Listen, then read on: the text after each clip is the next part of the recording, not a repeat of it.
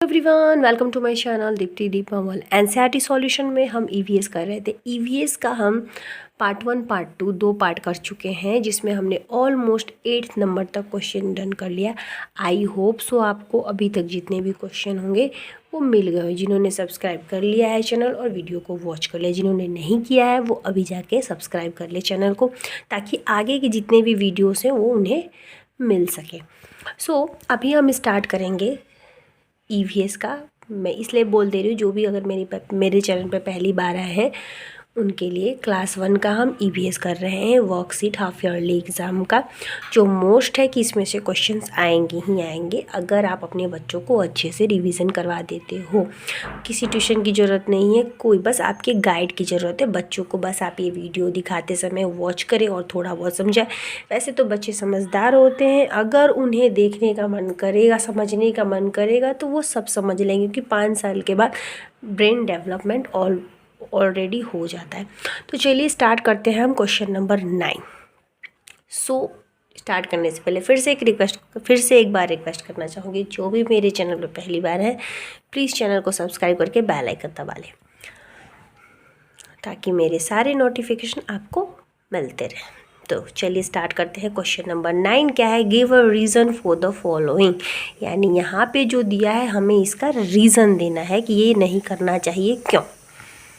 We should not run around in the class because कह रहा है कि हमें क्लास में भागना दौड़ना नहीं चाहिए, क्योंकि चोट लग सकती है। तो यहाँ पे हमें क्या लिखना है? हमें चोट लग सकती है। तो हम यहाँ पे इंग्लिश में क्वेश्चन है तो हमें इसे इंग्लिश में ही आंसर देना है।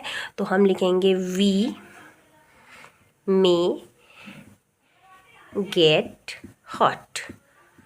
हमें चोट लग सकती है, हर्ट HU। ये हो गया आपका आंसर। नेक्स्ट क्वेश्चन है, people who ride 2 wheeler must where a helmet because. जो मतलब कह रहा है कि जब लोग गाड़ी चलाते हैं 2 व्हीलर यानी स्कूटी हो गया, बाइक हो गया, तो हेलमेट पहनना ज़रूरी क्यों है, क्यों ज़रूरी है। तो इसका भी हम आंसर हिंदी में देंगे, सॉरी इंग्लिश में देंगे।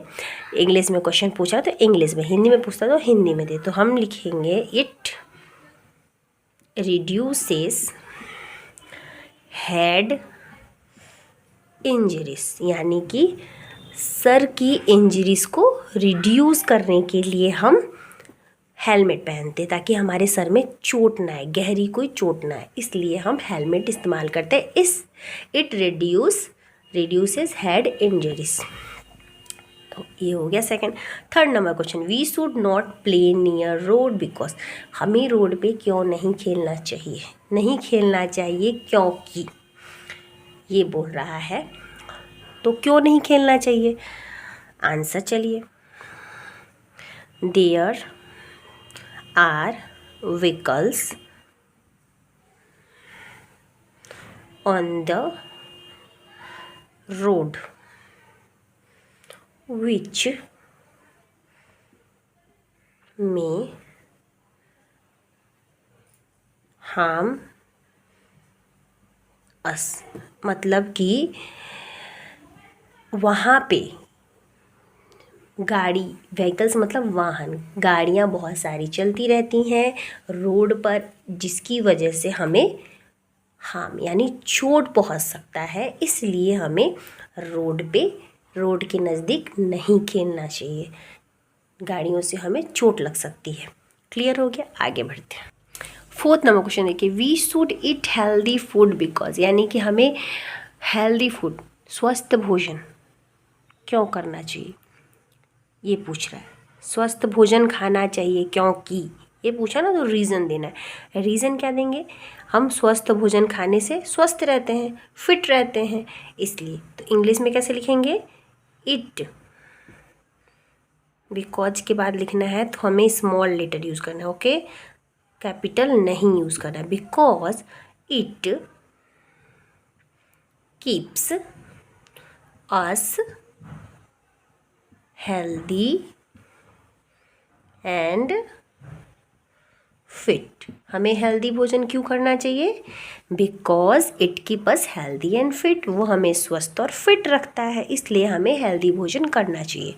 ये हो गया। नेक्स्ट है आपका 5th number question, we should not touch electrical appliances with wet hands because. कह रहा है कि इलेक्ट्रिकल जो बिजली का सामान होता है वो हमें अपने गीले हाथों से क्यों नहीं छूना चाहिए? नहीं छूना चाहिए क्योंकि यह कह रहा है कि हमें अपने गीले हाथों से बिजली के सामानों को नहीं छूना चाहिए, क्योंकि जहाँ पे करंट आता है, क्योंकि वी में गेट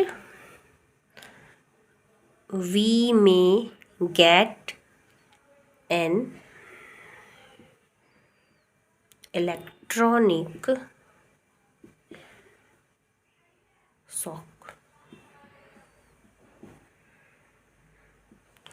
SHOCK,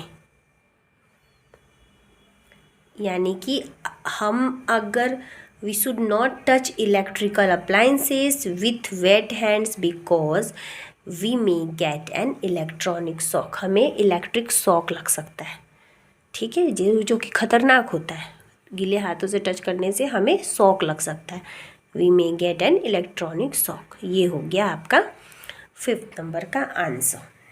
अब देखिए 6th नंबर क्वेश्चन क्या कह रहा है, we wear cotton clothes in summer because. हमें सूती कपड़े पहनने चाहिए क्यों? गर्मियों में क्योंकि हमें सूती कपड़े पहनने चाहिए गर्मियों में, क्योंकि इसका देखिए आंसर लिखते हैं, it easily EASILY easily observe the sweat from our body. मतलब कि जो कॉटन कपड़े होते हैं वो हमारे शरीर से पसीने ईजिली ऑब्जॉर्व कर लेते हैं, इसीलिए हमें कॉटन कपड़े गर्मियों में पहनने चाहिए। We wear cotton clothes in summer because it easily observe the sweat from our body. Clear हो गया। इसी के साथ हमारा गिव हर रीज़न 6 थे जो हमने पूरे कंप्लीट कर लिए। आई होप सो आपको 6 क्वेश्चन जो थे वो समझ में आया होगा। नेक्स्ट आगे बढ़ते हैं 9 नंबर की ओर, 10 नंबर की ओर, सॉरी। क्वेश्चन नंबर 10 देखिए, tick the picture which is harmless and cross for the harmful things. यानी कि जो हमें नुकसान नहीं पहुंचा सकता उसमें टिक करना है, जो नुकसान पहुंचाएगा उसे क्रॉस करना है। तो सबसे पहले देखिए नेल कटर है। नेल कटर से भी अगर बच्चे खेलेंगे तो उनके हाथ में लग सकती है, इसलिए ये भी हमारा हार्मफुल है, इसलिए क्रॉस। टेडी से तो बच्चे खेल सकते हैं, ये हार्मफुल नहीं है, हार्मलेस है, इसलिए हम यहाँ पे टिक करेंगे। फिर है बॉल से भी बच्चे खेल सकते हैं, ये भी हार्मफुल नहीं है, हार्मलेस है, तो ये भी टिक। फिर है गैस से हम बच्चों को लग सकती है तो चोट आ सकते, इसलिए ये हार्मलेस नहीं हार्मफुल है, इसलिए यहाँ पे क्रॉस। हार्मफुल है इसलिए क्रॉस। आयरन इलेक्ट्रॉनिक चीज़ है तो इससे भी लग सकती है, इसलिए ये भी हार्मफुल है, सो क्रॉस। देखा आपने, जो हार्मफुल था क्रॉस, हार्मलेस था तो टिक। क्लियर। इसी के साथ 10 नंबर क्वेश्चन खत्म होता है। आगे बढ़ते हैं। 10 नंबर क्वेश्चन खत्म नहीं होता, 10 नंबर का 1 पार्ट खत्म होता है, 2 पार्ट में जाते हैं। कलर द सर्कल, 10 का 2 number, colour the circle green on the road people who keep us safe from danger. मतलब ऐसे को कलर करिए जो आपके रोड पे जो पीपल है आपकी मदद करते हैं, उसे आपको सर्कल मतलब कि ग्रीन कलर। तो मैंने यहाँ पे टिक करने के लिए कर दिया। आप अपने मतलब ये इस तरह से पेपर में आया था कि सर्कल करना है, लेकिन मैंने टिक इसलिए किया क्योंकि मैं टिक करके आपको दिखा रही हूँ, आपको पेपर पैटर्न जो मिलेगा आप वो करना, ठीक है। तो देखिए पुलिस है जो हमारा हेल्प करता है, तो पुलिस में टिक। स्वीपर रोड साफ़ कर रखते हैं ताकि कुछ भी गिरा हो तो वो साफ़ करेंगे, तभी तो रोड पे कुछ भी होगा तो एक्सीडेंट ना हो, भी हो सकता है, चोट ना आए, तो स्वीपर। मोपिंग, झाड़ू पोछा रोड पे करते रहते हैं। बच्चे नहीं, इसलिए इसे छोड़ देंगे। टीचर रोड के किसी भी काम में नहीं आते, इसलिए टीचर को छोड़ देंगे। ये दोनों जो है वो एक्स्ट्रा था, मगर ये तीनों जो है वो रेड पे सेफ, डेंजर से हमें सेफ रखते हैं। सो हमने तीनों को टिक कर दिया। क्लियर। इसी के साथ 10 नंबर क्वेश्चन खत्म होता है। आगे बढ़ते हैं। क्वेश्चन नंबर 11 देखिए क्या है। What will you do in the following situations, tick the correct answer. यानी कि आप इस सिचुएशन में क्या करोगे। ओके बच्चों, क्या बोल रहा है कि आपके साथ अगर ये होता है तो आप क्या करोगे, क्या होता है, सिचुएशन क्या दे रखा है वो चलिए रीड करते हैं। दिया है 1 number, if your classmate forgets to bring a tiffin. यानी कि आपका जो क्लासमेट है वो टिफ़िन लाना भूल जाता है तो आप क्या करोगे। तो देखिए क्वेश्चन क्या है, ऑप्शन क्या है। A, you will give him some food. क्या आप उसे कुछ खाने को अपने में से दे दोगे। या फिर second, B number, you will tell him I do not have a sufficient food for you. मेरे पास तुम्हारे लिए उतना खाना नहीं है, मतलब मेरे पास उतना ही है जितना मेरे लिए है, ज़्यादा नहीं है जो तुम्हें मैं दे पाऊँ। आप क्या करोगे। You will give him some food, तो आंसर होगा आपका 1 नंबर। ठीक है, इस सिचुएशन में हम यह करेंगे। आगे एक और देखते हैं। दूसरा क्वेश्चन देखिए। Your brother is eating road side food every day. कहने का मतलब कि आपका भाई है जो रोज बाहर का खाना खाता है, रोड साइड।